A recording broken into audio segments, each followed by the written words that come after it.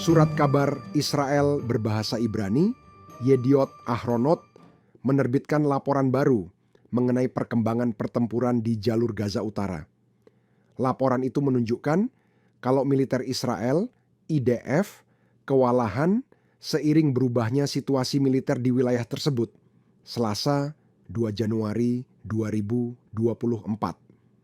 Surat kabar tersebut menjelaskan tingginya harga yang harus dibayar oleh tentara Israel dalam hal hilangnya nyawa personel menunjukkan kalau pertempuran tersebut belum mencapai tahap yang menentukan.